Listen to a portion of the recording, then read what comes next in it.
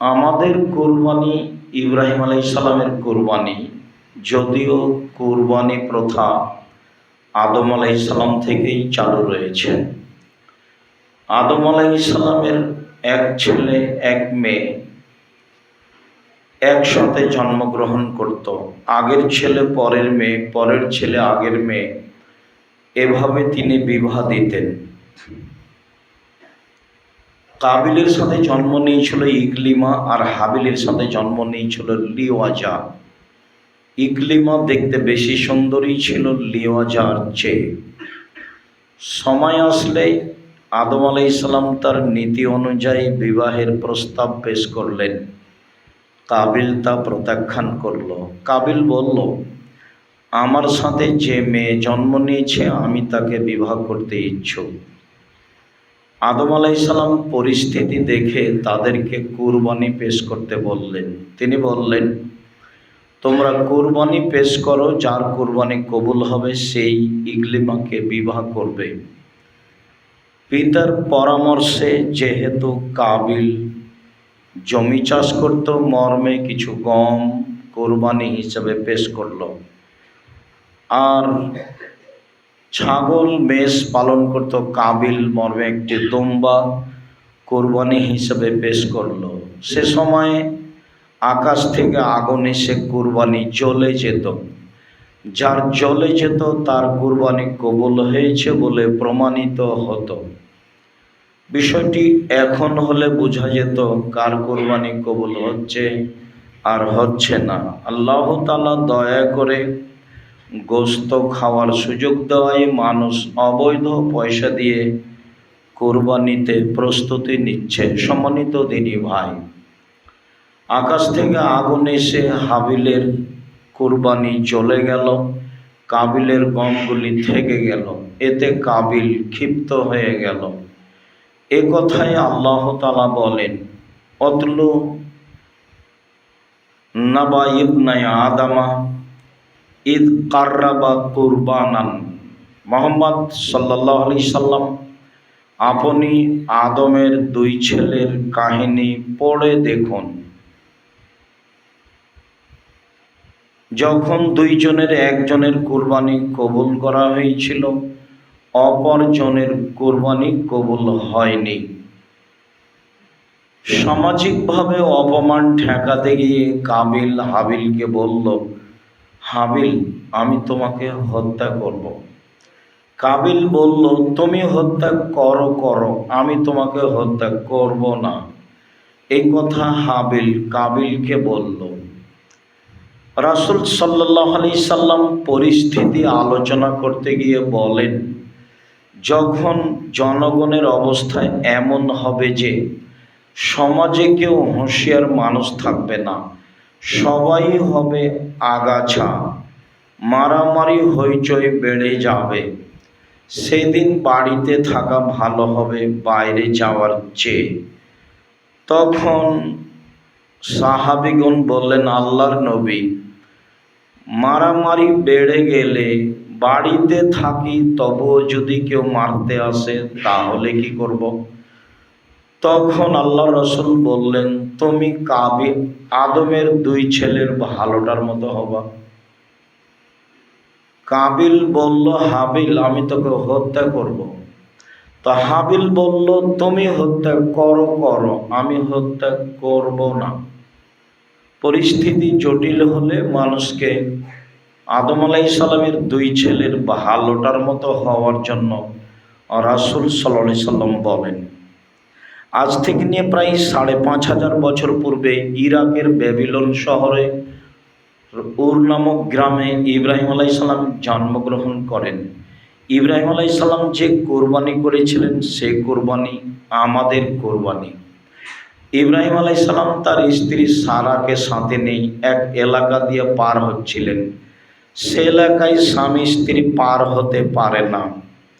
স্বৈরাচারী শাসককে বলা হলো, আপনার এলাকায় একজন লোক প্রবেশ করেছে যার নাম ইব্রাহিম, তার সাথে একজন মহিলা রয়েছে, হিয়া মিন আহসানিন নিসায়ে, সে আরব ভূখণ্ডে বা পৃথিবীতে সবচেয়ে সুন্দরী নারী। সারা সারা পৃথিবীতে সবার চেয়ে সুন্দরী নারী হতে পারে, একেবারে হাওয়া থেকে নিয়ে কিয়ামত পর্যন্ত। অন্যথায় ওই সময়ে যত নারী ছিল সবার চেয়ে সুন্দরী নারী সারা ছিলেন। মর্মে বলা যেতে পারে যে ইসুফ আলাইহিস সালাম যে রূপ চেহারা পেয়েছিলেন তার দাদির চেহারা, তার দাদি সারা সারা পৃথিবীতে সবচেয়ে সুন্দরী নারী ছিল বলে বুখারী মুসলিমের হাদিসে উল্লেখ হয়েছে।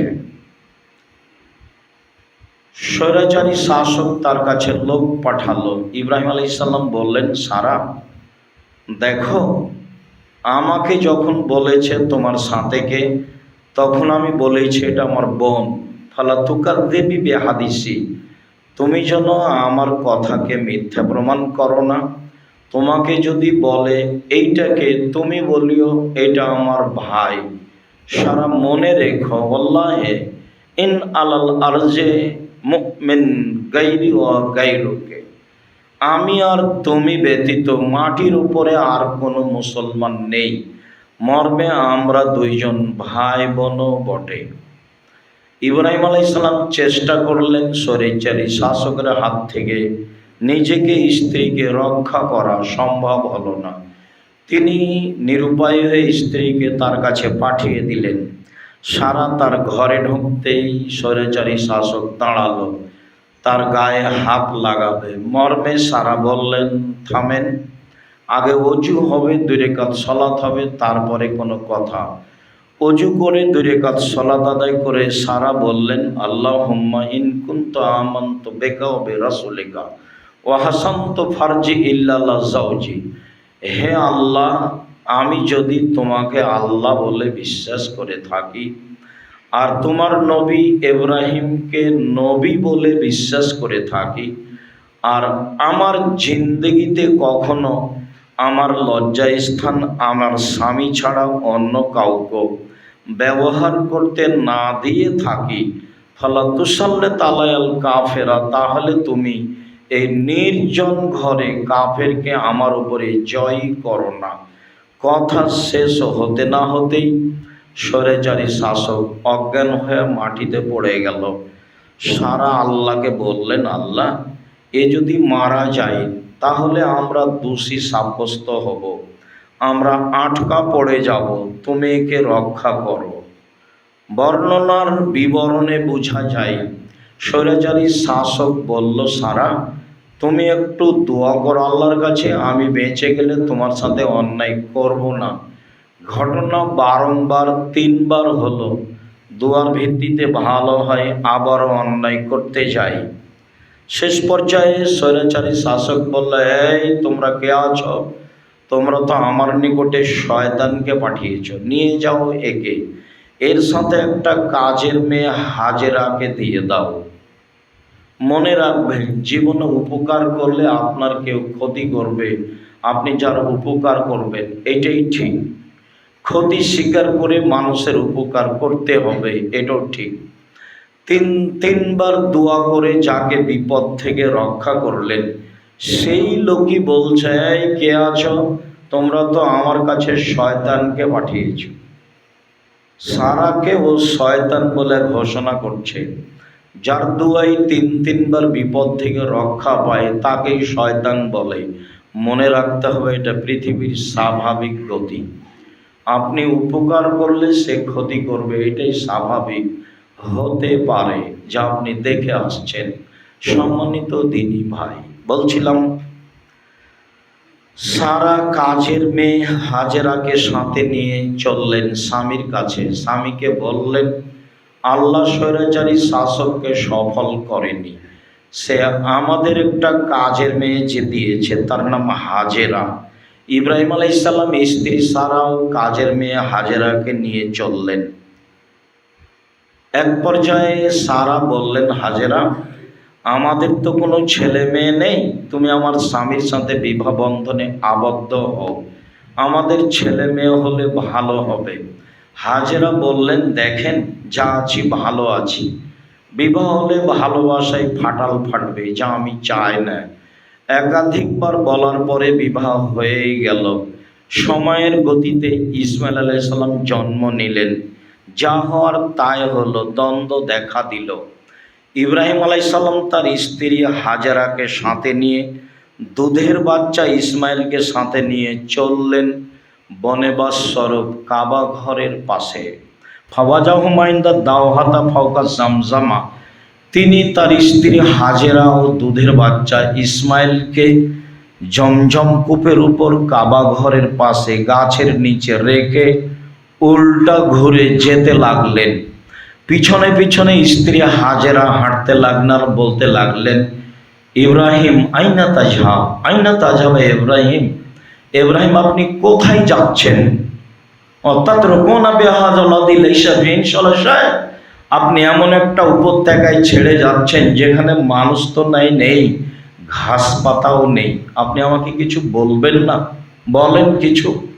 বারবার বলছেন ওয়ালা ইয়ালতাফিতু ইলাইহা, কিন্তু ইব্রাহিম আলাইহিস সালাম স্ত্রীর দিকে ঘুরে দেখছেন না। ওপর থেকে এটা আদেশ আছে। ইব্রাহিম আলাইহিস সালাম তার স্ত্রীকে ভালোবাসতেন না, ঘটনা তা নয়।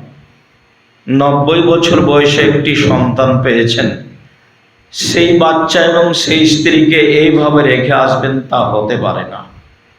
বারবার যখন বলার পরেও ঘুরে দেখলেন না, তখন স্ত্রী নিরুপায় হয়ে বলছেন, আতাজাব বিইজনিল্লাহ, আপনি কি আল্লাহর অনুমতিতে যাচ্ছেন? ইব্রাহিম আলাইহিস সালাম বলেন, না, হ্যাঁ। এছাড়া তিনি আর কিছু বলেননি। তখন স্ত্রী হাজারা বলছেন, ঠিক আছে, ফালা ইউযায়্যিনাল্লাহু তাআলা, আল্লাহ তাহলে আমাদেরকে ধ্বংস করবেন না বলে তিনি ফিরে আসলেন। বাচ্চার পানির প্রয়োজন, কোথায় পানি পাওয়া যায়? পাশে পাহাড়, সাফা পাহাড়। উঠলেন, পথঘাট দেখা যায় না। নেমে মারোয়া পাহাড়ের দিকে গেলেন, উঠলেন, কোনো মানুষজন নেই। বারবার 7 বার ঘোরাঘুরি করলেন, যা হজের সাই হিসাবে উল্লেখ হয়েছে। নিরুপায় হয়ে ভাবছেন, বাচ্চা কি বেঁচে আছে না পিপাসায় মারা গেছে দেখি। বাচ্চার কাছাকাছি হলে একটি শব্দ হলো, কি চান? শব্দের উত্তরে তিনি বললেন, পানি চাই। এতে জিবরাইল আলাইহিস সালাম পায়ের আঘাত দিয়ে একটি ঝর্ণা বের করলেন, সেটা হলো জমজম কূপ। বাচ্চার পায়ের আঘাতে জমজম কূপ নির্মাণ হয়েছে কথাটি ঠিক নয়, মিথ্যা কথা।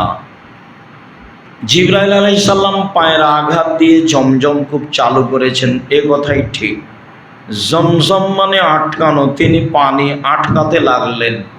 আব্দুল্লাহ ইবনে আব্বাস রাদিয়াল্লাহু তাআলা আনহু বলেন, রাসূল সাল্লাল্লাহু আলাইহি সাল্লাম বলেছেন, যদি হাজেরা পানি না আটকাতেন তাহলে সারা পৃথিবীর মানুষ জমজম পানি পান করতে পারত বলে রাসূল সাল্লাল্লাহু আলাইহি সাল্লাম বলেন। সম্মানিত দিনী ভাই ও বোন, চললেন ইব্রাহিম আলাইহিস সালাম একটু সামনে, সানিয়া পাহাড়। সানিয়া পাহাড়ে গিয়ে কাবা ঘরের দিকে মুখ করে বলছেন, আল্লাহুম্মা ইন্নী আসকানতু মিন যুরিয়াতি বিওয়াদিন গায়রি যারিন ইনদা বাইতিকাল মুহাররাম।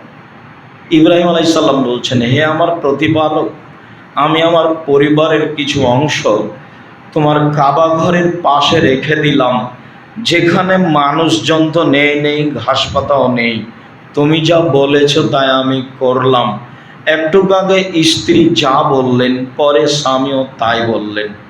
স্বামীও বললেন, তোমার আদেশে আমি আমার স্ত্রী ও দুধের বাচ্চাকে কাবা ঘরের পাশে রেখে দিলাম। তখন কাবা ঘর নির্মাণ হয়নি, তবে ইব্রাহিম সালাম জানেন যে এখানে কাবা ঘর হবে। তার বক্তব্যে কথাই বোঝা যায়, তিনি বলছেন, আল্লাহ, আমার পরিবারের কিছু অংশকে তোমার কাবা ঘরের পাশে রেখে দিলাম, যেখানে মানুষজন তো ঘাস পাতা তো নেই, মানুষজনও নেই। সম্মানিত দিনী ভাই বোন, বলছিলাম আমাদের কোরবানি, ইব্রাহিম আলাইহিস সালামের কোরবানি, অবশ্যই এভাবেই কোরবানি করার চেষ্টা করব। আল্লাহ আমাদের তৌফিক দান করুক। আল্লাহুম্মা আমিন। আল্লাহুম্মা সাল্লি আলাইহি, আল্লাহুম্মা বারিক আলাইহি।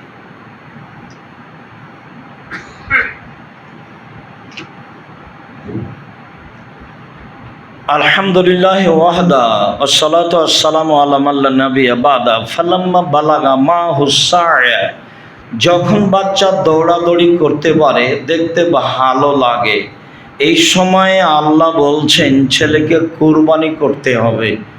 ইব্রাহিম আলাইহিস সালাম বলছেন, বুনাইয়া ইন্নী আরা ফিল মানামি আন্নী আযবাহুকা ফানজুর মাজা তারা।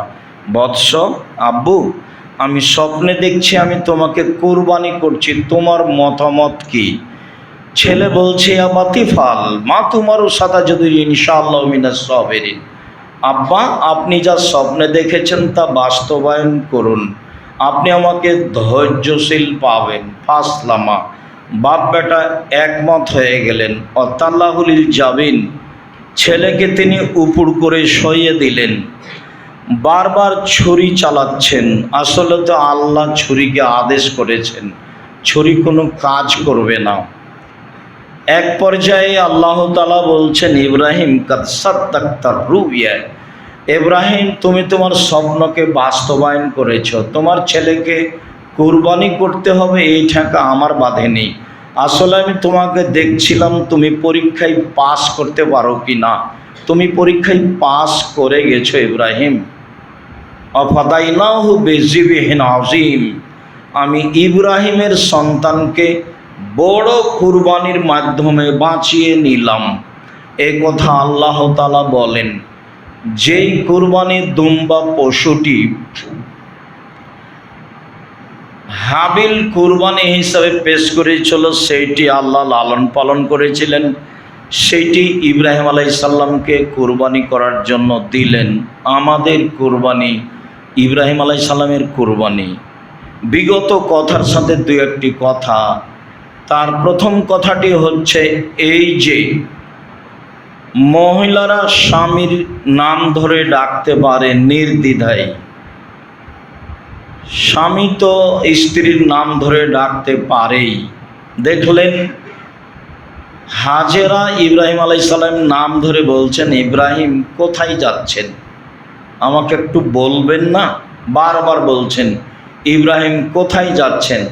তো ইব্রাহিম আলাইহিস সালামের মতো মানুষের নাম ধরে যদি স্ত্রী ডাকতে পারে, তাহলে আপনার নাম ধরে আপনার স্ত্রী ডাকতে পারে না? যারা বলছে বড় মানুষের নাম ধরা বেয়াদবি, বেয়াদবি বলাই বেয়াদবি, নাম ধরে ডাকা যায় এ কথাই ঠিক। তারপরে বলছিলাম যে ইব্রাহিম আলাইহিস সালাম যখন বললেন, আব্বু আমি স্বপ্নে দেখছি তোমাকে কুরবানি করছি, তোমার মতামত কি? তখন ছেলে বলছে, আব্বু আপনি আমাকে ধৈর্যশীল পাবেন, আপনি যা স্বপ্নে দেখেছেন তা বাস্তবায়ন করুন। বাপ বেটা একমত, এখানে কোনো কথা নেই। ছুরির নিচে লোহা লাগানো হয়েছে তাই ছুরি কাজ করে না, কথা মিথ্যে। চোখে যেন দেখে ভালোবাসা না জন্মে, তাই ইব্রাহিম আলাইহিস সালাম চোখে কাপড় লাগিয়েছে, এগুলো সব ডাহা মিথ্যা কথা, ইতিহাস, এগুলো মানুষের বানানো। বাপ বেটা একমত, দেখে কুরবানি করতে হবে এই কথাই ঠিক। আর আল্লাহ বলে দিয়েছেন ছুরিকে বাস তুমি কাটবা না, কিয়ামত পর্যন্ত ছুরি যদি আর ঘষতে থাকে ইব্রাহিম আলাইহিস সালাম কাজ হবে না, আল্লাহ বলে দিয়েছে। জড় বস্তু আল্লাহর কথা মানে, মানুষ মানে না, মানুষ নিমুখ হারাম আদম সন্তান সেটা ভিন্ন কথা। জড় বস্তু যে আল্লাহর কথা মানে তা দেখবেন, এই যে দেখেন ছুরি কাজ করে না। জড় বস্তু যে আল্লাহর কথা মানে তা দেখবেন, এই যে ইব্রাহিম আলাইহিস সালামকে আগুনে ফেলে দেওয়া হলো, আল্লাহ বলছেন আগুন কুনি বারদাম ওয়া সালামা, ঠান্ডা বাস শীতল হও। ইব্রাহিম জ্বলে যায় না যেন, এই যে আগুন কথা শুনে ঠান্ডা হয়ে গেছে। ওই যে এক লোক 99 লোককে হত্যা করার পরে জিজ্ঞাসা করলো বাঁচার পথ, তো বললো বাঁচার পথ আবার 99টার পরে না, তাহলে তাকে আর রেখে কি হবে, তাকে বললো 100টা বাঁচার পথ। ওই যে গ্রামে যাও, তো গ্রামে যাওয়ার সিদ্ধান্তেই সময় শেষ। যাওয়ার চেষ্টাটা দেখালেন আল্লাহকে যে আমি তো খুঁজছিলাম পথ। তো 2 দল ফেরেশতা আসলো, মেপে দেখো কত দূর গেছে। আল্লাহ মাপতে লাগিয়ে এই গ্রামকে বলছে যে পিছে হটো, আর ওই গ্রামকে বলছে আগাও। এই যে পিছে হটে গেল, আগে বেড়ে গেল। জড় বস্তু আল্লাহর কথা মানে, একটা লোক নিজেকে খুব পাপী মনে করে ছেলেরাকে বলল, দেখো বাবা, আমি বড় পাপী, আল্লাহ আমাকে ধরতে পারলে সবচেয়ে বেশি শাস্তি দিবে, অতএব তোমরা আমাকে আগুন দিয়ে জ্বালিয়ে অর্ধেক চাই মাটিতে ফেলে দিও, পানিতে ফেলে দিও। ছেলেরা তাই করলো। আল্লাহ মাটিকে বললেন ছাই জমা করে দাও, পানিকে বললেন ছাই জমা করে দাও, দিল। তারপরে আল্লাহ বললেন কেন এটা করলে? বলে তোমার ভয়ে করেছি, তুমি ভালো জানো। ঠিক আছে, আমার ভয়ে করেছো, তোমাকে ক্ষমা করে দিলাম। সব বুখারী মুসলিমের হাদিস। দেখেন, জড়বস্তু আল্লাহর কথা মানে, ছুরির নিচে লোহা লাগাতে হবে কেন? আল্লাহ বলে দিয়েছেন কাটবো না, বাস। এতে জড়বস্তু আল্লাহর কথা মানে। আদম সন্তান নিমুখ খারাপ মারামারি করে, হইচই করে, কেসকামার করে, দাঙ্গামা হাঙ্গামা করে, শয়তানি করে, জুয়াচুরি করে, দাগাবাজি করে, রাহাজানি করে, অন্যায় করে, অবিচার করে, জমি দখল করে, ক্ষমতা দেখায়, দলীয় দাপট দেখায়, এটাই তার জীবন। উল্টে পড়ে যাবে, জাহান্নামে যাবে, এই তো তার জীবন। সে তো বুঝতে পারছে না যে মরা কতটুকু, বেঁচে থাকা কতটুকু। পশু প্রাণীর মতো খায় খায় হাগে, এটাই তার জীবন। অন্যায় করে, অবিচার করে, এটাই তার জীবন। সম্মানিত দিনী ভাই বোন, আমাদের কুরবানি ইব্রাহিম আলাইহিস সালামের কুরবানি। রাসূল সাল্লাল্লাহু আলাইহি ওয়াসাল্লাম বললেন, মান কানা লাহু সাওলা মিজাহি ফালা ইয়াকরাবান্না মুসাল্লানা। যার টাকা পয়সা আছে সে যদি কুরবানি না করে তাহলে সে যেন আমার ঈদের মাঠে না আসে। মনে হচ্ছে যে কুরবানি জরুরি, জি না।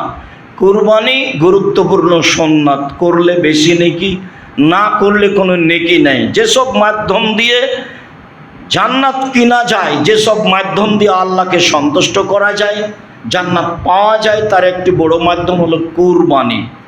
রমজানের শেষ দশক বেশি দামি না যুলহিজ্জার প্রথম দশক বেশি দামি? তো বিদ্বানগণ বলতে চেয়েছেন যে যুলহিজ্জার প্রথম দশক বেশি দামি রমজানের শেষ দশকের চেয়ে। কেন?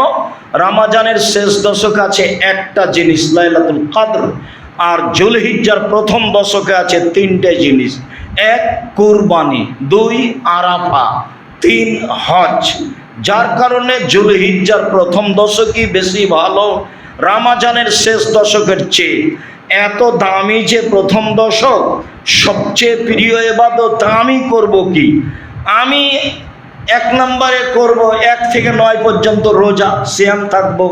2 নম্বরে দান, 3 নম্বরে তাসবিহ তাহলিল, 4 নম্বরে জিকির আজকার। এইগুলো কাজ করে প্রথম দশককে মূল্যায়ন করব। বলছিলাম কুরবানি। আনাস রাদিয়াল্লাহু তাআলা আনহু বলেন, রাসূল সাল্লাল্লাহু আলাইহি সাল্লাম একদা 2টি ভেড়া কুরবানি করলেন, সাদা কালো শিং ওয়ালা। নিজে হাতে করলেন, করার সময়তে বললেন বিসমিল্লাহ, আল্লাহু আকবার। আমি দেখলাম তিনি তাকে ফেলে দিয়ে চোয়ালের উপরে পা চাপিয়ে কুরবানি করেন। আয়েশা রাদিয়াল্লাহু তাআলা আনহা বলেন, আমার রাসূল সাল্লাল্লাহু আলাইহি সাল্লাম সাহান, রাসূল সাল্লাল্লাহু আলাইহি সাল্লাম একটি কুরবানি কেনার জন্য বললেন, অফিরাতিন কাবশান, একটি ভেড়া কেনার জন্য বললেন। এতাও ফি সাওয়াদিন ওয়া ইয়াবরুকু ফি সাওয়াদিন ইয়ানজুরু ফি সাওয়াদিন। কালোতে হাঁটে, কালোতে খায়, কালোতে সয়। কেন তিনি বললেন কালোতে হাঁটে, কালোতে খায়, কালোতে সয়? এর রহস্য রাসূল সাল্লাল্লাহু আলাইহি ওয়াসাল্লাম কিছু বলেননি। তবে বিদ্বানগণ মনে করেন কালো প্রাণীর গোশতের স্বাদ বেশি আছে, হতে পারে। তিনি বললেন যাও ভেড়া কিনো, এমন ভেড়া যে কালোতে হাঁটে, কালোতে খায়, কালোতে সয়, মুখ কালো, পা কালো, পেট কালো। আয়েশা রাদিয়াল্লাহু তাআলা আনহা বলেন, নিয়ে আসা হলো, তার হাতে দেওয়া হলো। তখন বললেন, আয়েশা একটা ছুরি নিয়ে আসো, তুমি নিজে ধারালো করে নিয়ে আসো। ফাফালা, তিনি তাই করলেন। আমাদের দেশে সাধারণত পুরুষ মানুষ ছুরি ধারালো করে। আয়েশা রাদিয়াল্লাহু তাআলা আনহাকে আল্লাহর নবী বললেন ছুরি ধারালো করতে পাথরের মাধ্যমে। তিনি তাই করলেন এবং নাম ধরে বললেন, আয়েশা ছুরিটা ধারালো করে নিয়ে আসো। স্বামী স্ত্রীর নাম ধরে ডাকবে, এতেই ভালোবাসা বেশি আছে, এই কথাই ঠিক। বলছিলাম সম্মানিত দিনী ভাই বোন, কুরবানি। রাসূল সাল্লাল্লাহু আলাইহি ওয়াসাল্লাম বলেন, লা তাসবহু ইল্লা মুসিন্না, তোমরা দাঁত ছাড়া কুরবানি করো না। ছাগল দাঁতে 1 বছরে, গরু দাঁতে 2 বছরে, উট দাঁতে 5 বছরে, মানুষ দাঁতে 7 বছরে সাধারণত। এরকম একটা বয়স। 1 বছর হলেই হবে কথা ঠিক নয়। দাঁত হতে হবে, এ কথাই ঠিক। বছর না হলেও দাঁত দেখেই কুরবানি করতে হবে, যা রাসূল সাল্লাল্লাহু আলাইহি সাল্লাম বলেন। আলী রাদিয়াল্লাহু তাআলা আনহু বলেন, আমার আনা রাসূলুল্লাহ সাল্লাল্লাহু আলাইহি ওয়াসাল্লাম আইনা লোজনা, আমাদেরকে বললেন ভালোভাবে চোখ দেখে নিব, ভালোভাবে কান দেখে নিব। বারা ইবনে আযিব রাদিয়াল্লাহু তাআলা আনহু বলেন, সুইলা রাসূলুল্লাহ সাল্লাল্লাহু আলাইহি ওয়াসাল্লাম মাযা ইত্তাকা মিনাজ জাহায়া, কুরবানি কিনলে কি দেখতে হবে? তাতে তিনি বললেন, আল আরজাল আল বাইয়িনু আরাজহা, স্পষ্ট ল্যাংড়া হয় না যেন, অল আওয়ার আল বাইয়িনু আওয়ারহা, স্পষ্ট কানা হয় না যেন, অল মারিজল বাইয়িনু মারাজহা, স্পষ্ট রোগা হয় না যেন, অল আসফালাতে লাতুনকা, গায়ে গোস্ত নেই এমন হয় না যেন। পশু কেনার সময় দেখতে হবে লেজ ভালো, কান ভালো, তারপরে আপনার চোখ ভালো, পা ভালো, নিখুঁত কিনতে হবে। নিখুঁত কেনার পরে যদি হাত পা ভেঙে যায় সমস্যা নেই, কিন্তু খুঁতি কিনেছেন তাহলে এটা পরিবর্তন করতে হবে, এ কথাই ঠিক। বিক্রি করে আবার কিনতে হবে। পশু প্রাণী কুরবানির জন্য নিখুঁত কিনতে হবে। কুরবানির সাথে আকিকার কোনো সম্পর্ক নেই। আকিকা হচ্ছে পিতার জিম্মেদারি, 7 দিনের দিন করতেই হবে। আমাদের দেশের ভাষায় ও তো করবে আর বাপকে করতে হবে, মানে আকিকা দিতেই হবে। 7 দিনের দিন আকিকা দিতেই হবে, এটা পিতার জিম্মেদারি। 14 দিনে চলে না, 21 দিনে চলে না, জীবনে একদিন চলে না। একটা হাদিসও ঠিক নয়, 7 দিনের দিনই করতে হবে। গরু দিয়ে চলে না, উট দিয়ে চলে না, ছাগল ছাগি, ভেড়া ভেড়ি, দুম্বা দুম্বি, এই 3 শ্রেণীর 6টা প্রাণী দিয়ে আকিকা দিতে হবে। কানা হোক, ল্যাংড়া হোক, চলতে পারুক না পারুক, 2 মাসের হোক, 1 মাসের হোক, কোনো শর্ত নেই। ছাগি হোক, পাঁঠি হোক, যেটাই হোক না কেন আকিকা দিতে হবে। 7 দিনের দিন ওর বাপ আকিকা দিতে বাধ্য। কানা ল্যাংড়ার সাথে আসে যায় না। কুরবানি নেকির কাজ, একেবারেই নিখুঁত হতে হবে, মোটা তাজা হতে হবে। বলছিলাম সম্মানিত দিনী ভাই, কুরবানির পশু দেখে কিনতে হবে, এই কথাই ঠিক।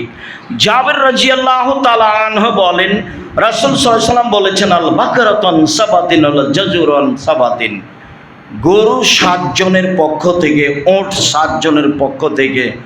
মুসলিম।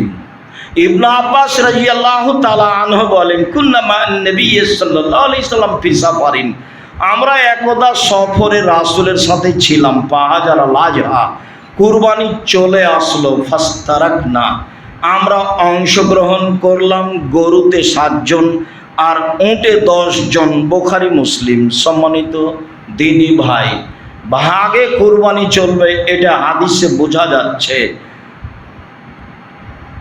সফরের সাথে হাদিসগুলি জড়িত হলেও সফরের সাথে খাস করতে হবে, এই কথা বিদ্বানগণ বলতে চান না। আসলে বলতে চাচ্ছেন 7 জন না 7 পরিবার। হাদিসে 7 জন আছে, 7 পরিবার নেই। 7 পরিবারের পক্ষ থেকে একটি গরু কুরবানি করতে হবে, এই মর্মে আমি আব্দুর রাজ্জাক বিন ইউসুফ 97 সাল থেকে তদন্ত চালাচ্ছি। এ যাবৎ আমি এমন কোনো হাদিস একটা পেশ করতে পারিনি যার মাধ্যমে বলতে পারি যে 7টি পরিবারের পক্ষ থেকে একটি গরু কুরবানি চলবে, এরকম আমি বলতে পারিনি। তবে 7 জনের পক্ষ থেকে আছে, তার প্রমাণ আছে সহিহ হাদিস। 7 জন আর 7 পরিবার এক নয়। পরিবারের পক্ষ থেকে একটি পশু কুরবানি হতে হবে, এ কথাই ঠিক। কয়েকটি হাদিস। আয়েশা রাদিয়াল্লাহু তাআলা আনহা বলেন, নাহারা রাসূলুল্লাহ সাল্লাল্লাহু আলাইহি সাল্লাম মিন আলে মুহাম্মদ বাকারাতান ওয়াহিদা ফি হজ্জাতিল বিদা, রাসূল সাল্লাল্লাহু আলাইহি সাল্লাম বিদায় হজে তার পরিবারের পক্ষ থেকে একটি গরু কুরবানি করেছিলেন। বুখারী মুসলিম।